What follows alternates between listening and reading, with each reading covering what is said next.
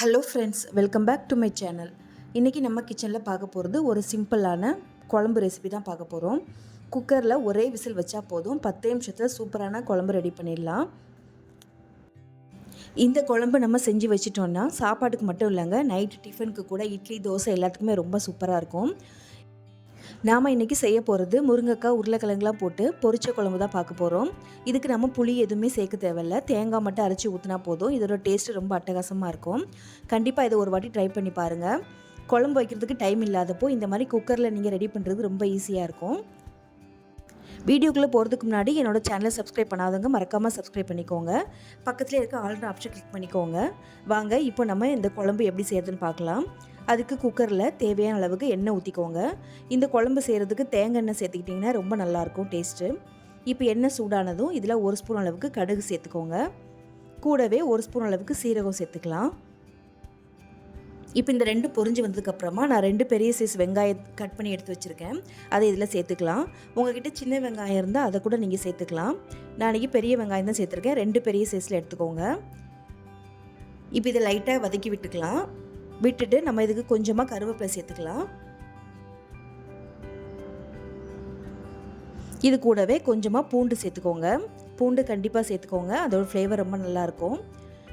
இப்போ இந்த வெங்காயம் கண்ணாடி பதத்தில் வர அளவுக்கு வதக்கி எடுத்துக்கோங்க. ரொம்ப ப்ரௌனெல்லாம் மாறணும்னு அவசியம் இல்லை, கண்ணாடி பதம் வந்தால் போதும். இப்போ பாருங்கள், ஒரு 2 நிமிஷம் நம்ம நல்லா வதக்கி விட்டாச்சு. இப்போ இதுக்கு தேவையான அளவுக்கு தக்காளி சேர்த்துக்கலாம். நான் இன்றைக்கி 3 பெரிய சைஸில் தக்காளி சேர்த்துருக்கேன். நம்ம இதுக்கு புளிலாம் எதுவுமே சேர்க்க போகிறதில்ல, அதனால் தக்காளியோட புளிப்பு தான் இதுக்கு நமக்கு தேவைப்படும். அதனால் தக்காளி கொஞ்சம் எக்ஸ்ட்ராவே சேர்த்துக்கோங்க. இப்போ இது வதங்கி வர்றதுக்காக கொஞ்சமாக உப்பு சேர்த்துக்கலாம். நீங்கள் உப்பு சேர்த்துட்டு வதக்கும் போது தக்காளி சீக்கிரமாக வதங்கி வரும். இப்போ இந்த தக்காளி நல்லா மசிஞ்சு வரணும், அந்த அளவுக்கு நம்ம வதக்கி விட்டுக்கலாம். ஒரு 2 நிமிஷம் வதக்கி விட்டுக்கோங்க. இப்போ பாருங்கள், தக்காளி நல்லா மசிஞ்சு வந்திருக்கு. இப்போ நம்ம கட் பண்ணி வச்சுருக்க முருங்கைக்காவையும் உருளைக்கிழங்கையும் சேர்த்துக்கோங்க. ஒரு பெரிய சைஸில் ஒரு உருளைக்கிழங்கும் ஒரு முருங்கைக்காவும் சேர்த்துக்கோங்க. உங்களுக்கு எவ்வளோ காய்கறி வேணுமோ அந்தளவுக்கு சேர்த்துக்கலாம். இது கூட நீங்கள் கத்திரிக்காய், மாங்காய் எதுனாலும் சேர்த்துக்கலாங்க, ரொம்ப நல்லாயிருக்கும். இப்போ இதை லைட்டாக நல்லா மிக்ஸ் பண்ணி விட்டுட்டு இதை ஒரு எண்ணெயிலே ஒரு 2 நிமிஷம் நல்லா வதங்கி வரட்டும், உருளைக்கிழங்கும் முருங்கைக்காவும்.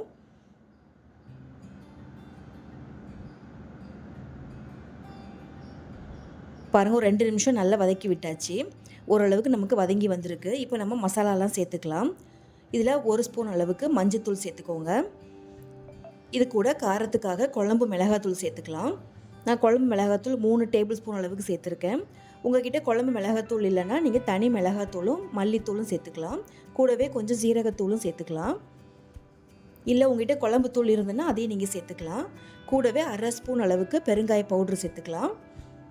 சேர்த்துட்டு இந்த குழம்புக்கு தேவையான அளவு உப்பு சேர்த்துக்கோங்க. நம்ம ஏற்கனவே வதங்கிறதுக்காக உப்பு சேர்த்துருக்கோம், அதனால் நமக்கு எவ்வளோ தேவைப்படுதோ அந்த அளவுக்கு சேர்த்துட்டு நல்லா கலந்து விடுங்க. இப்போ இந்த மசாலா எல்லாமே நமக்கு எண்ணெயில் நல்லா வதங்கி வரணும், அதுக்காக ஒரு 2 நிமிஷம் நல்லா வதக்கி விட்டுடலாம். இப்போ நல்லா 2 நிமிஷம் வதக்கி விட்டதுக்கப்புறமா நான் இன்றைக்கி 1 கப் அளவுக்கு தேங்காவும் 1 ஸ்பூன் அளவுக்கு பெருஞ்சீரகமும் சேர்த்துருக்கேன்.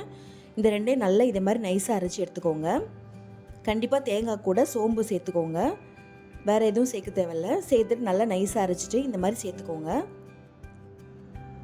இப்போ இந்த குழம்புக்கு தேவையான அளவுக்கு தண்ணி சேர்த்துக்கலாம். நம்ம தேங்காய் சேர்த்துருக்கிறதுனால குழம்பு ரொம்ப திக்காக வரும், அதனால் நமக்கு எவ்வளோ தண்ணியாக வேணுமோ அந்த அளவுக்கு தண்ணி சேர்த்துக்கலாம். நான் 2 கப் அளவுக்கு தண்ணி சேர்த்துருக்கேன். சேர்த்துட்டு இதை நல்லா கலந்து விடுங்க. இந்த சமயத்தில் உங்களுக்கு உப்பு தேவைப்பட்டதுன்னா செக் பண்ணிவிட்டு சேர்த்துக்கோங்க.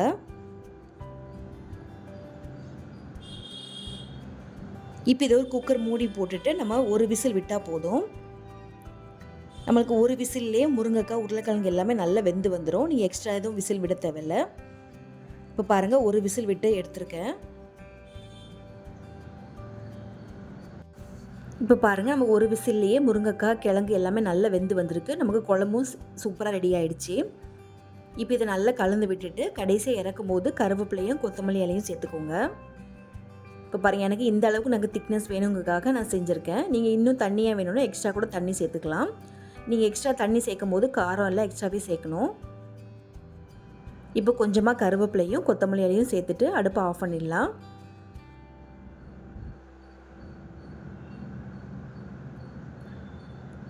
உங்களுக்கு தேவைப்பட்டால் லாஸ்ட்டாக இறக்கும்போது கொஞ்சமாக மிளகுத்தூள் கூட சேர்த்துக்கலாம். அதோட ஃப்ளேவரும் ரொம்ப நல்லாயிருக்கும்.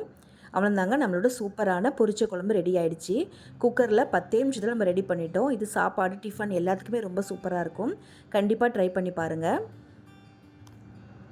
இதே மாதிரி சிம்பிளாக சூப்பரான ரெசிபிலாம் பார்க்கணுன்னா என்னோடய சேனலை மறக்காமல் சப்ஸ்கிரைப் பண்ணிக்கோங்க. இந்த வீடியோ உங்களுக்கு பிடிச்சதுன்னா இதுக்கு ஒரு லைக் பண்ணி ஷேர் பண்ணிக்கோங்க. தேங்க்ஸ் ஃபார் வாட்சிங்.